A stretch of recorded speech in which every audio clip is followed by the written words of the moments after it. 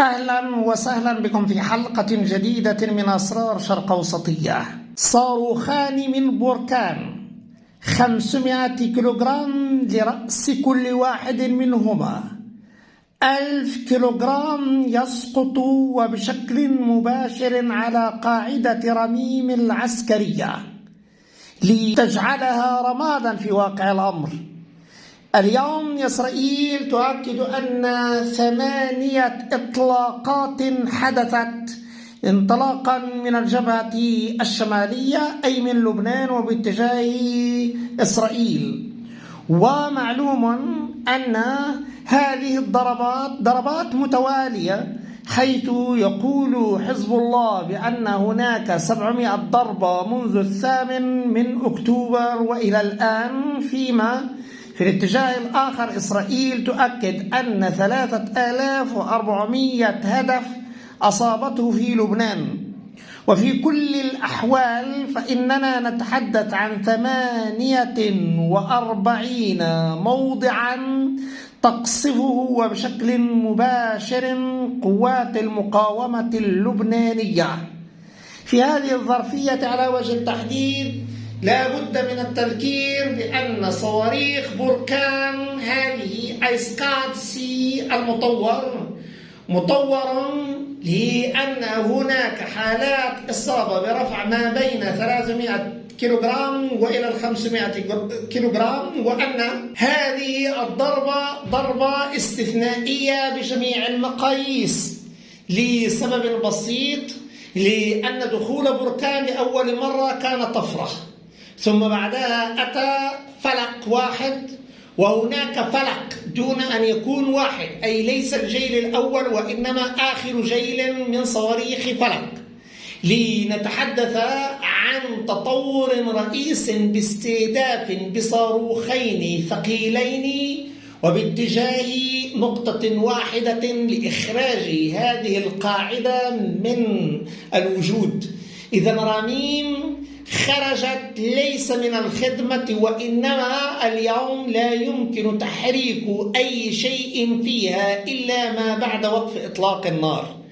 فالعملية كانت كبيرة لأول مرة في تاريخ الصراع إلى الآن، ومنذ 7 أكتوبر ودخول حزب الله في 8 أكتوبر وجدنا أن هناك قصف مزدوج أو مركب من صاروخين ومن بركان.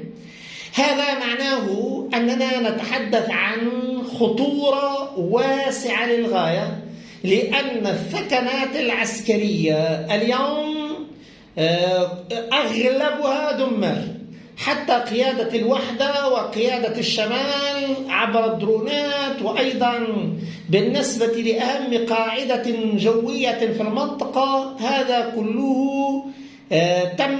وبالتالي فإن ما يحدث في رميم الآن يحاول القصف الآن لحزب الله أن يخرج جميع هذه القواعد من الوجود وليس من الخدمة، ومحاولة التدمير الشامل. لأول مرة سنرى أن تدميرا شاملا حدث لقاعدة بصاروخي بركان، وهذا تطور استثنائي كما قلنا.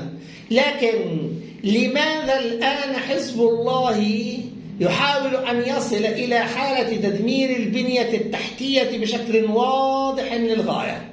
عندما يتحدث اليوم الإسرائيلي يركز على كريات شمونة وليس على رميم، حتى لا يرى جمهوره بأن القصف تم على ثكنة عسكرية.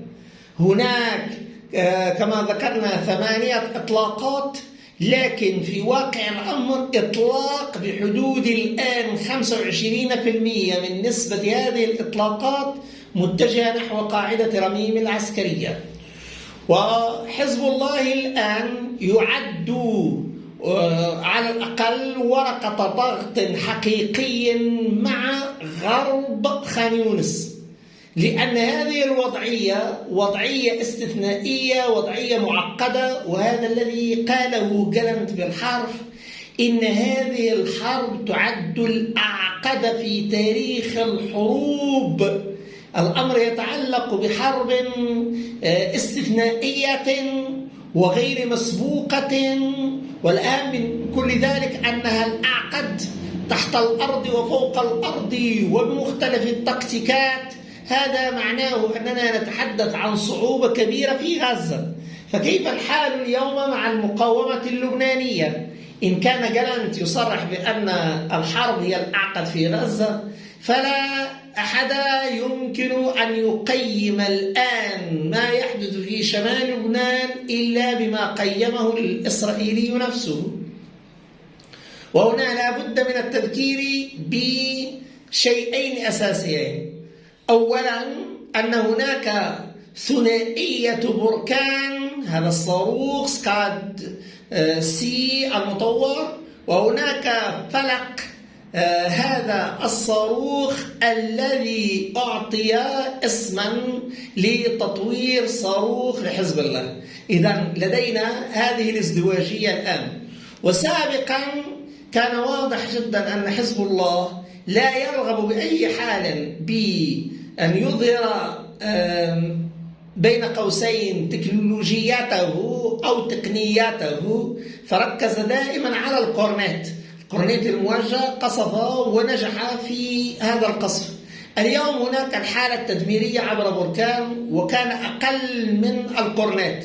في الوقت الحالي أصبح الوضع بعيدا عن القرنات، أصبح فيه فلق واحد وفلق وهناك بركان. لذلك فالمعادلة اختلفت. ولماذا اختلفت؟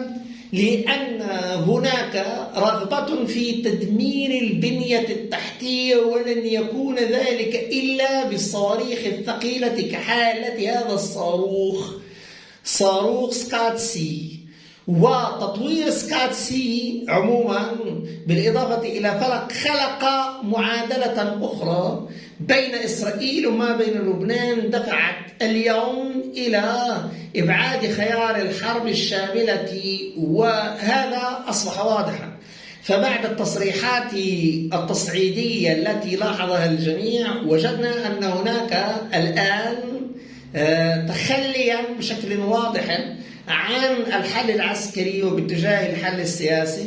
فهناك حل سياسي عبر المبادرة البريطانية وأيضا عبر باريس من أجل الوصول إلى عدم وقف إطلاق النار مع إطلاق الأسرى واستمرار الحرب لفترة، أي إعطاء هدنة، وهذا واقع.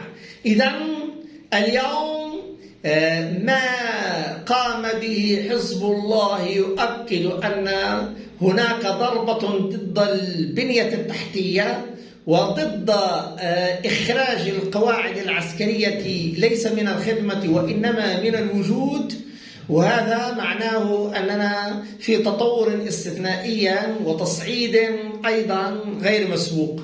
المسألة الأخرى والأكثر أهمية أن التجمعات التي تحدث حاليا في هذه المناطق مستبعد في الوقت الحالي أن يقول قائلا بأن استهداف التجمعات من خلف الأنقاض، فيرغب الإسرائيلي في أن يكون هناك استنزاف بشكل واضح جدا لقدرات حزب الله عن طريق الإطلاق الصاروخي لفرد أو فردين في الحركة.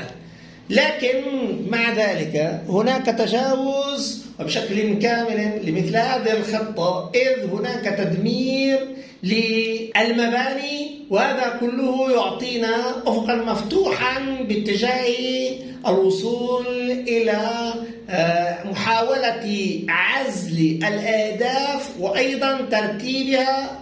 وأهم من كل هذا فإن حزب الله الذي يتحرك حاليا للوصول إلى تجديد ضرباته بخصوص 48 موقعا و17 مستوطنة، كل هذا هو الترتيب الذي يجعل من أهداف التي أصابها الحزب لا تساوي 20% مما أصابه تماما الإسرائيلي.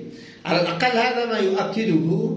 لكن واقع الحال الآن أننا نتحدث عن أقل من 20%، فيما الطرف الآخر الإسرائيلي سعى إلى حالة تدمير مباشر.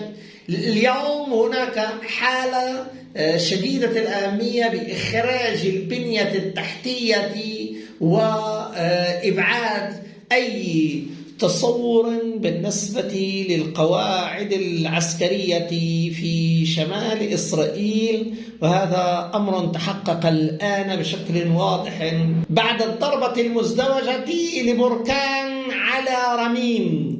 وستكون مرحلة جديدة بفعل هذا التطور الاستثنائي الذي لاحظه الجميع، لأن مجرد إطلاق صاروخي بركان ضد هدف واحد هذا يعني إخراجه كما ذكرنا من الخدمة والوجود وصعوبة أي ترميم في العمليات وإبعاد التجمعات من رميم، وهذا تطور استثنائي بجميع المقاييس. شكرا جزيلا وإلى اللقاء.